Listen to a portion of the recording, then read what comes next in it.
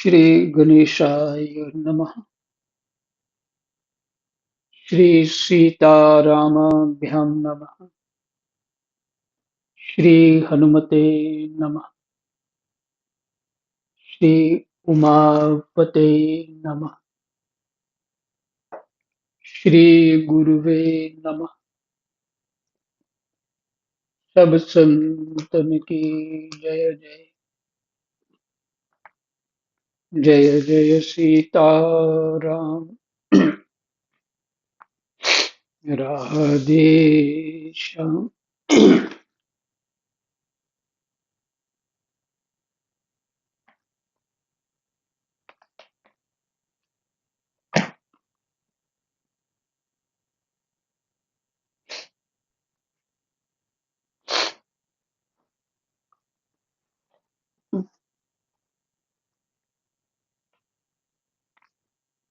श्रीमद्भागवत महापुराण तृतीय स्कंद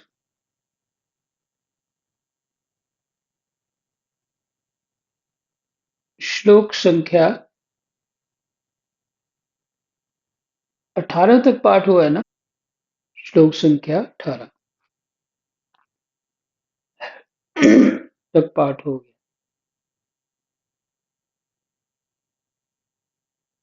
जब परम पुरुष परमात्मा ने जीवों के अदृष्टवश क्षोभ को प्राप्त हुई संपूर्ण जीवों की उत्पत्ति स्थान रूपा अपनी माया में चित शक्ति रूप वीर्य स्थापित किया, तो उससे तेजोमय महतत्व उत्पन्न हुआ। लय विक्षेपादि रहित तथा जगत के अंकुर रूप इस महतत्व ने अपने में स्थित विश्व को प्रकट करने के लिए अपने स्वरूप को आच्छादित करने वाले प्रलयकालीन अंधकार को अपने ही तेज से पी लिया।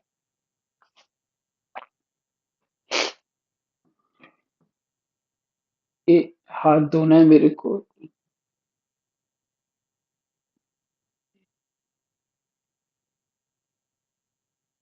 जब परम पुरुष परमात्मा ने जीवों के अदृष्ट वश क्षोभ को प्राप्त हुई, अदृष्ट बोलते हैं जो प्रारब्ध होता है, यानी पूर्व कर्म।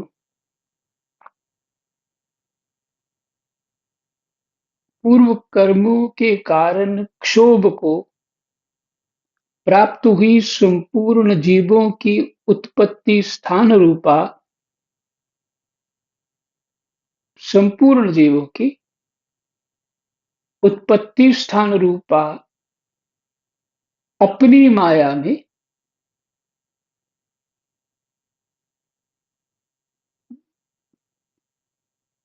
भगवान की जो माया है, जिसको यहाँ प्रकृति भी कहा है, उत्पत्ति स्थान रूपा अपनी माया में चित्त शक्ति रूप वीर्य स्थापित किया।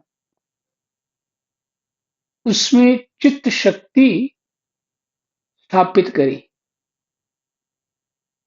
तो उससे तेजोमय महतत्व उत्पन्न हुआ।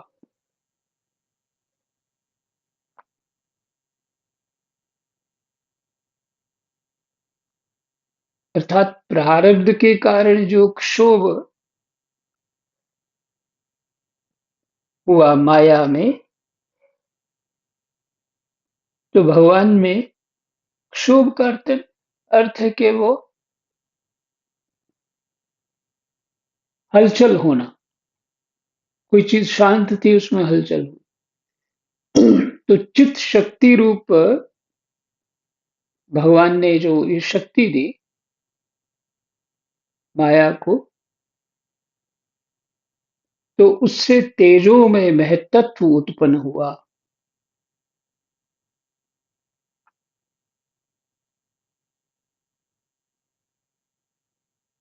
महतत्व जो तेजोमय है, महतत्व क्या है? बुद्धि। लय विक्षेप आदि रहित तथा जगत के अंकुर रूप, जो लय और विक्षेप आदि रहित है तथा जगत जगत के अंकुर रूप इस महतत्व ने अपने में स्थित विश्व को प्रकट करने के लिए अपने स्वरूप को आच्छादित करने वाले प्रलयकालीन अंधकार को अपने ही तेज से पी लिया।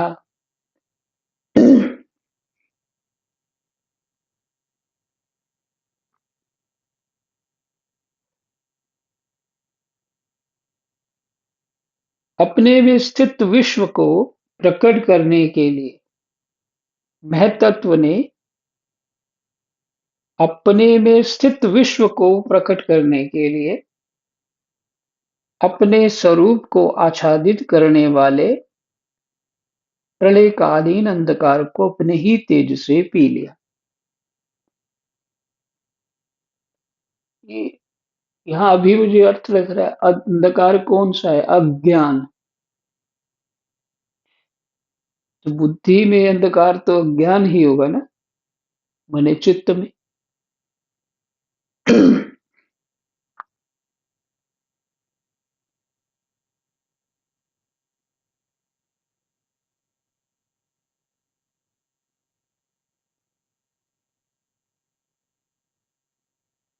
प्रलयकालीन अंधकार को, यहाँ प्रलयकालीन अंधकार के शब्द स्पष्ट कहा है, अंधकार को अपने ही तेज से पी लिया। तो प्रलय जो होता है बुद्धि में क्या होता है कि बाहर होता है? ज्ञान से अगर चिंतन करें तो बुद्धि में ही होता है, और नहीं तो प्रकृति में होता है। आगे चले, थोड़ा गूढ़ है ये श्लोक। जो इसका बार बार चिंतन करते हैं उनको समझ में आ जाता है। फिर भी जितना समझ में आया हो, भगवान का धन्यवाद। जो सत्वगुणमय, स्वच्छ, शांत और भगवान की उपलब्धि का स्थान रूप चित्त है, जो सत्वगुणमय है, स्वच्छ है, शांत है और भगवान की उपलब्धि का स्थान रूप चित्त है, अर्थात सत्वगुणी, विशेष सत्वगुणी चित्त भगवान की उपलब्धि का स्थान है। वही महत्त्व है, वही महत्त्व है। यहाँ और भी स्पष्ट हो गया। और उसी को वासुदेव कहते हैं, उसी को वासुदेव कहते हैं। वो चित्त जो है उसी को वासुदेव कहते हैं। अब यहाँ नीचे टिप्पणी है, उसको भी पढ़ना चाहिए। जिसे अध्यात्म में चित्त कहते हैं, उसी को अधिभूत में महत्त्व कहा जाता है। चित्त को ही महत्त्व कहा जाता है। चित्त में अधिष्ठाता क्षेत्रज्ञ और उपास्य देव वासुदेव हैं। चित्त में अधिष्ठाता जो क्षेत्रज्ञ है, क्षेत्र क्षेत्रज्ञ दो बात है ना वहां पे। क्षेत्र तो प्रकृति हो गई और क्षेत्रज्ञ आत्मा हो गया, ऐसे में। और उपास्य देव, इसका कारण भी है, क्षेत्र क्यों कहा और क्षेत्रज्ञ क्यों कहा। इसका 13वें अध्याय में ऐसा, गीता जी के, ऐसा क्यों कहा भगवान ने। प्रकृति और पुरुष तो समझा दिया, फिर क्षेत्र क्षेत्रज्ञ क्यों कहा। तो गीता जी में 13वें अध्याय में फिर चर्चा करें। और उपास्य देव वासुदेव है, वही वासुदेव है।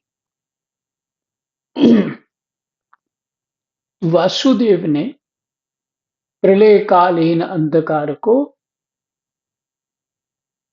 पी लिया। अभी बात समझ में आ गई हो।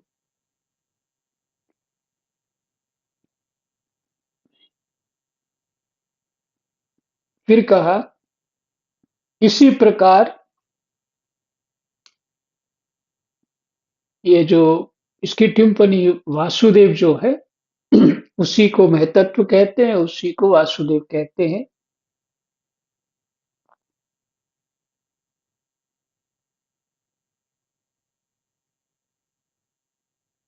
इसके साथ और टिप्पणी है नीचे।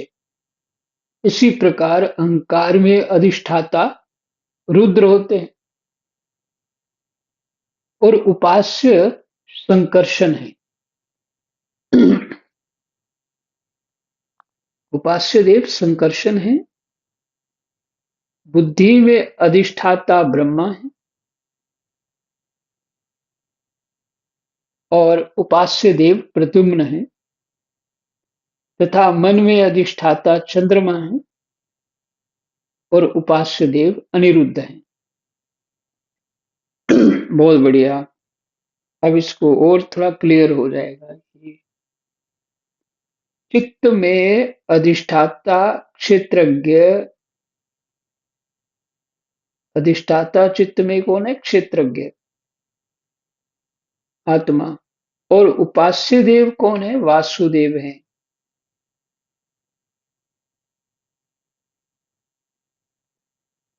चित्त के अधिष्ठाता क्षेत्रज्ञ हैं और उपास्य देव वासुदेव हैं। इसी प्रकार अहंकार में अधिष्ठाता रुद्र हैं। है ना? है ना? चित्त, मन बुद्धि चित्त अहंकार, ये चार अंतःकरण है ना। तो जो मन के हैं चंद्रमा, मन के हैं चंद्रमा, अधिष्ठाता, अधिष्ठाता मैंने देवता। और उपास्य देव कौन है उसके? अनिरुद्ध। अनिरुद्ध भी भगवान का ही स्वरूप है।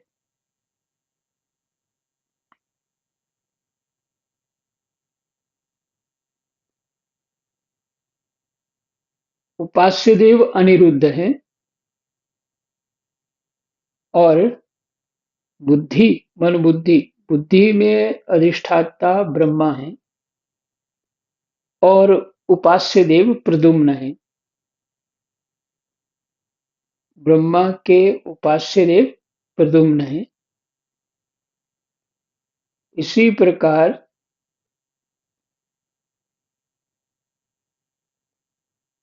अहंकार में अधिष्ठाता रुद्र हैं और उपास्य देव संकर्षण है।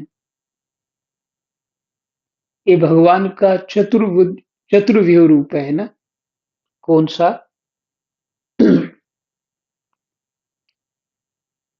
वासुदेव, संकर्षण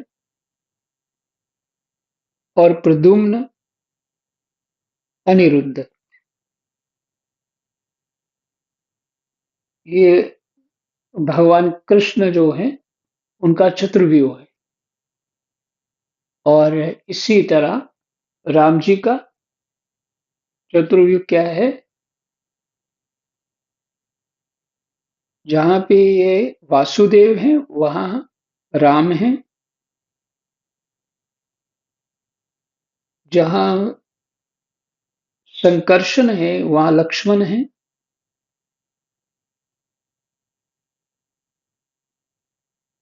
और प्रद्युम्न है वो भरत है और जो अनिरुद्ध हैं शत्रुघ्न जी हैं।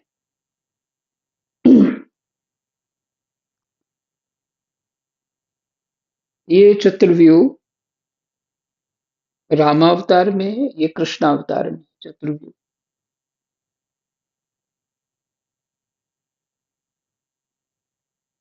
फिर से सुन लीजिए एक बार। जिसे अध्यात्म में चित्त कहते हैं, उसी को अधिभूत में महतत्व कहा जाता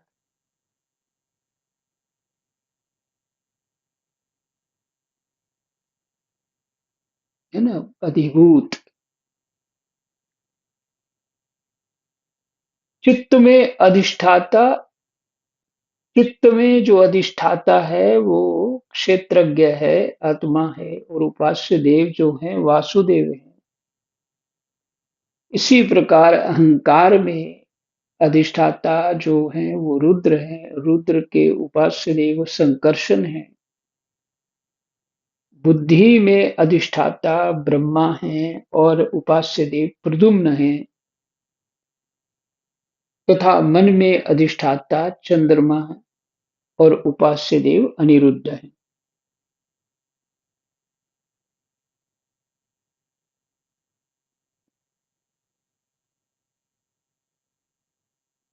अ, एक स्तोत्र है, उसका एक लाइन है, वो मैं वैसे ही बोल रहा हूँ। चित्त सो चित्त मिली चित्त चेतन हुआ। रामानंद स्वामी जी के एक स्तोत्र में, इसे साधु अखड़ी भाषा में है वो, उसका एक लाइन है, चित्त सो चित्त मिली, चित्त सो चित्त मिली, चित्त चेतन हुआ। आगे भी बहुत कुछ है, पर इतना ही ठीक है। और अब ये है, फिर हमें मैं 21वां श्लोक फिर से पढ़ रहा हूँ। जो सत्व गुणमय, स्वच्छ, शांत और भगवान की उपलब्धि का स्थान रूप चित्त है। सत्व गुण में, सत्व गुण सब समझते हैं, वो स्वच्छ है, शांत और भगवान की उपलब्धि का स्थान रूप जो है, भगवान की उपलब्धि यहाँ होती है। वो सत्व गुण मय, स्वच्छ, शांत और भगवान की उपलब्धि का स्थान रूप कौन है? वो चित्त है, हमारा चित्त। इसका अर्थ ये हुआ कि सत्व गुण से हमें पूर्ण रूप से संपन्न होना चाहिए, तो हम स्वच्छ, शांत और भगवान की अनुभूति कर सकते हैं। स्वच्छ शांत होकर भगवान की उपलब्धि कर सकते हैं। और चित्त ही वही महतत्व है।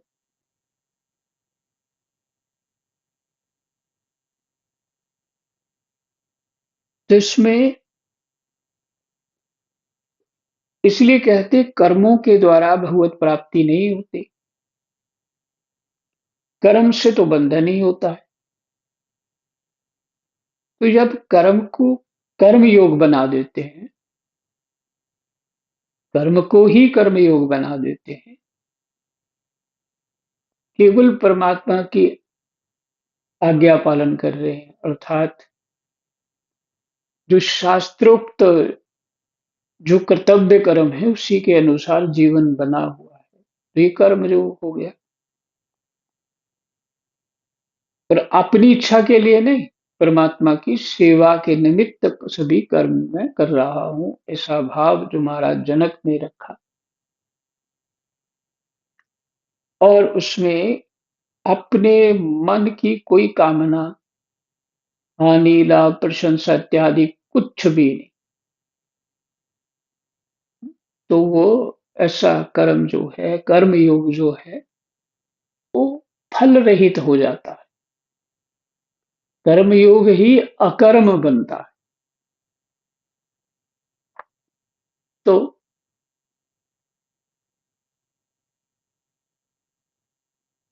तो कर्म के द्वारा नहीं मिलते परमात्मा, योग करने से मिलते हैं। योग से क्या होता है? चित्त शुद्धि होती है। चित्त शुद्धि का, शुद्धि क्या है? मन बुद्धि चित्त अहंकार शुद्धि होना। और जब तक हम शांत नहीं होंगे, जिनको बचपन से ही ये सारा विषय कर्मयोग का समझा दिया जाए बच्चों को, वो आगे जा चल करके ठीक-ठीक सब काम कर लेंगे। लेकिन वो उस समय से जो पिछड़ गए हैं, नहीं कर पाए हैं या नहीं मिला उनको, उसके बाद फिर भक्ति योग या ज्ञान योग और एक और मार्ग है, पंचायती मार्ग बोलते हैं उसे, हठ योग। तो भक्ति योग जो है उसी को सरल सुगम कहा गया है और भक्ति में ही नाम जप की महिमा आती है।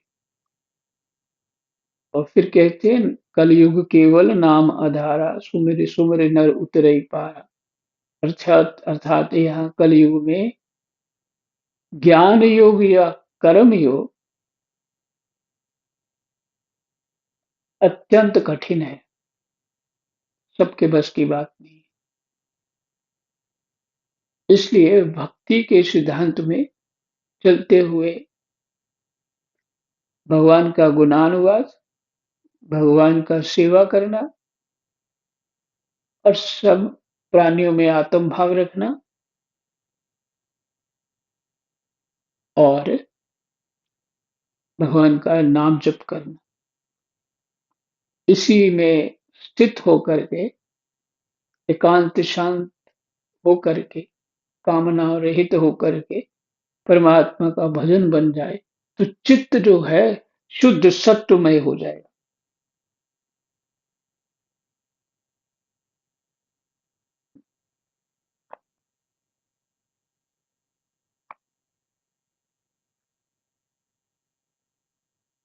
तो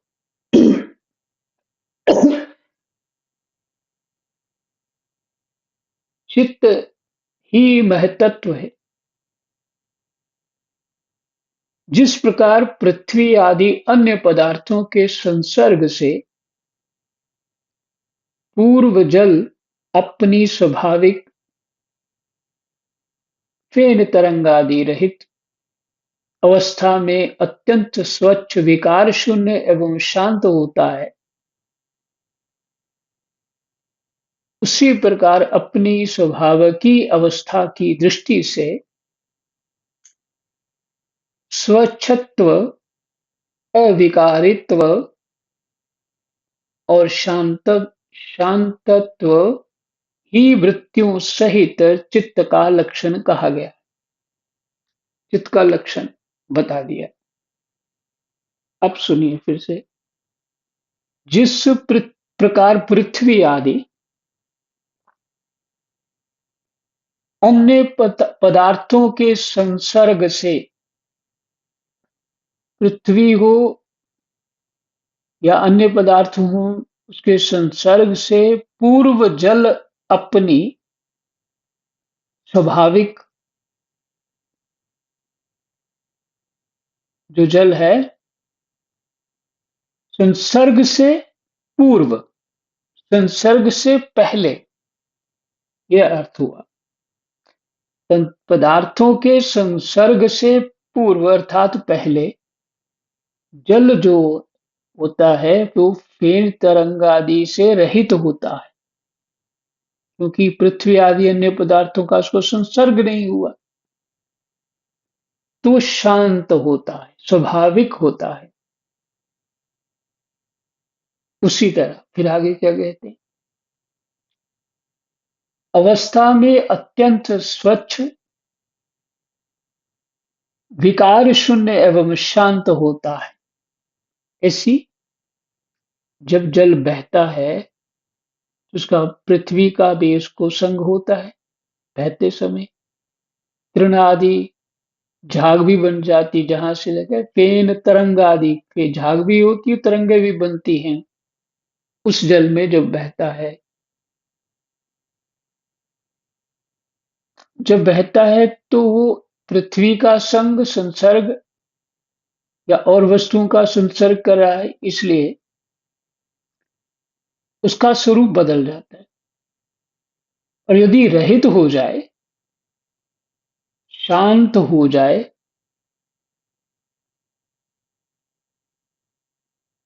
अवस्था में अत्यंत स्वच्छ, जो पूर्व अवस्था होती है, स्वच्छ होता है, विकार शून्य होता है एवं शांत होता है, कोई हलचल नहीं होती उसी में।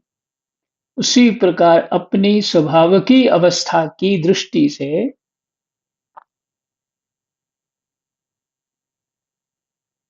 स्वच्छत्व, अविकारित्व और शांतत्व ही मृत्यु सहित चित्त का लक्षण कहा गया है। मैंने स्वच्छ, विकार रहित और शांत, ये चित्त का लक्षण कहा गया है। अचित्त कामनाओं से मिल गया, कामनाओं में मिल, चित्त की कामना हो गई, कोई कामना हो गई या चित्त चंचल हो गया किसी भी कारण से, तो अब वो सत्वगुण नहीं रहा, सत्वगुणी नहीं रहा, रजोगुणी तमोगुणी हो गया।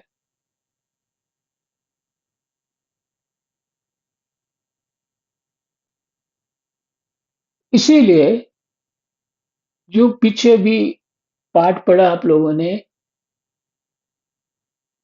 विनय पत्रिका का, कि वीर ही उस मार्ग पे चल पाते हैं, जो कामनाओं से हार चुके हैं वो उस मार्ग पे नहीं चल पाते, क्योंकि वो रजोगुण तमोगुण से व्याप्त हो जाते।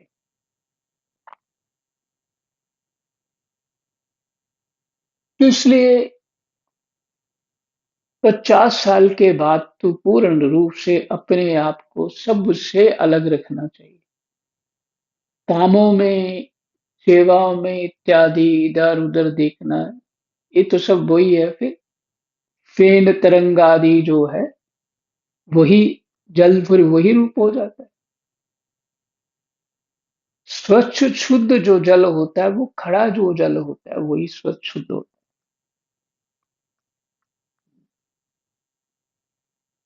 उसमें अपना प्रतिबिंब भी दिख जाता है ना। ये अध्यात्म रामायण में है।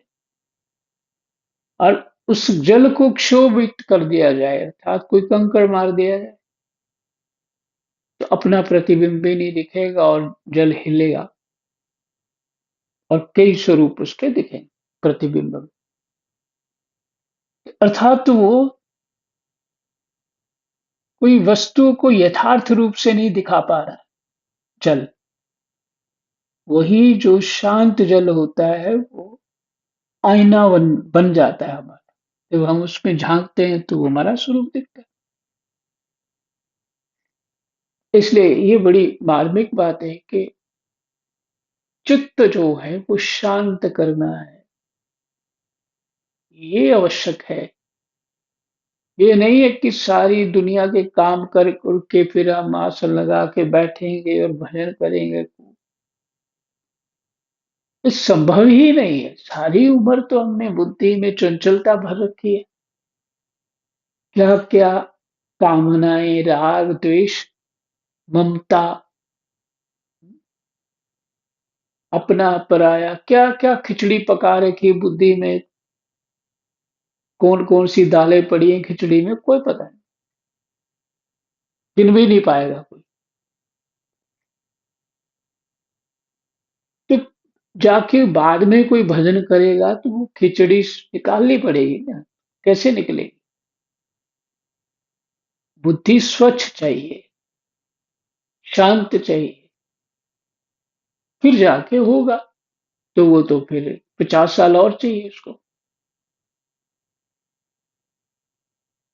भजन साधन उसका स्वाभाविक ही एक प्रकृति बन जाए इस जीव की, उसको उस रूटीन में एक आनंद होने लग जाए, दबाव ना उसको लगे। इसलिए ऐसा सात्विक बुद्धि, तो जब तक शांत एकांत नहीं होगे, जब भी करो, जब भी भगवान चाहिए हो, अपना स्वरूप समझना हो, तो ये करना ही पड़ेगा, चाहे इस जन्म करो या अगले जन्म करो, चाहे 1 लाख जन्म बाद करो, यही करना पड़ेगा, कोई उपाय नहीं।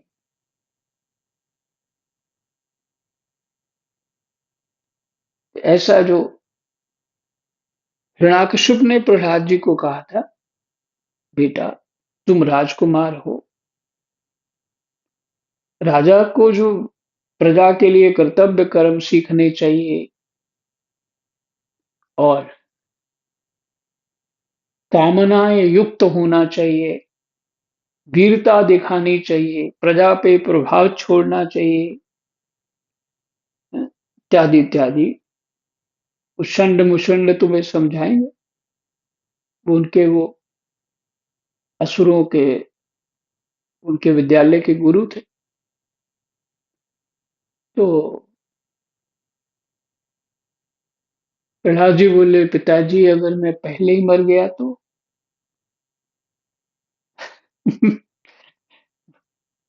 विवाह तक भी नहीं पहुंचा, फिर क्या हो? तो उन्होंने पिता ने कहा ऐसा नहीं होता, तुम ये करो, फिर जब 50 साल के हो जाओगे फिर तुम अपना भजन करना जो चाहे करना। पर ये ऐसा नहीं है, बिल्कुल नहीं है, बात सभी समझ लो। 50 साल के बाद कोई भजन वजन नहीं होता है। सिर्फ अपने शरीर को जैसे तैसे ढो पाए, जिंदा रख पाए, स्वस्थ स्वस्थ रख पाए, यही हो पाता है। और जो पीछे किया होता है वो भाव कामनाएं आके जोर मारती हैं, वो चित्त अपनी तरफ ले जाती है, भगवान की तरफ कहाँ जाए। लेकिन फिर भी प्रयास तो करना ही चाहिए। इसके लिए एक छोटा सा दृष्टांत दे देता हूँ, प्रयास क्यों करना चाहिए। वृंदावन में एक अटल्ला चुंगी है, जहां से मथुरा को रास्ता जाता है। अटल्ला चुंगी के पास एक निम्बार्क संप्रदाय का विद्यालय है। माने निम्बार्की महात्मा है, वो पढ़ाते थे, अब तो नहीं होंगे वो। और वहां सभी विद्यार्थी छोटी उम्र के होते थे, भागवत पढ़ने आए हैं, शास्त्रों को अध्ययन करने आए हैं, वेद पढ़ने आए हैं। तो महात्मा समय से वहां आ जाते, सबको पढ़ाते। कोई यही 2 बजे 2:30 बजे शुरू करते, 5 बजे तक। 5 बजे के बाद अपना वो सबको विदा कर देते और एक उनका कुटिया थी उधर चले जाते। और उसके बाद उनको कोई भी डिस्टर्ब नहीं कर सकता था, मतलब बुला भी नहीं सकता। फिर अपने वो भजन साधन में लग जाते। ऐसी जगह में एक वृद्ध आदमी आया, कोई 70-75 साल के थे। तो उन्होंने वो भी विद्यार्थियों के बीच पुस्तक लेके बैठ गए। तो विद्यार्थी हंस रहे थे, बाबा तुम बड़ी जल्दी आ गए, भी जन्म दूसरा ले लो, जल्दी आ गए। तो उसने कहा, बेटा जो तुम कह रहे हो मुझे समझ है। हाँ। मैं अभी से जो आगे मुझे अभ्यास करना है, आगे मुझे अभ्यास करना है, मैं अभी से मैं आरंभ क्यों ना कर दूं, कुछ तो कुछ संस्कार मेरा बन जाएगा।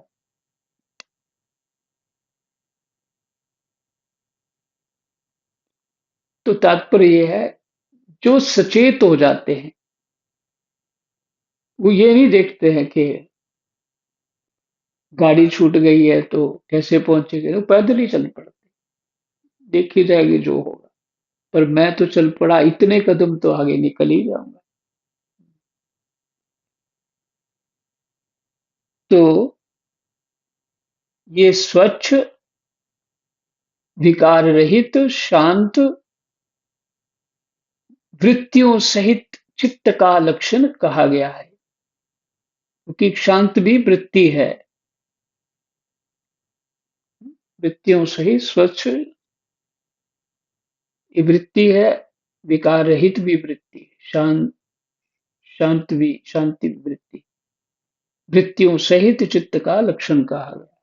तो आपने आज सुना चित्त और महतत्व एक ही।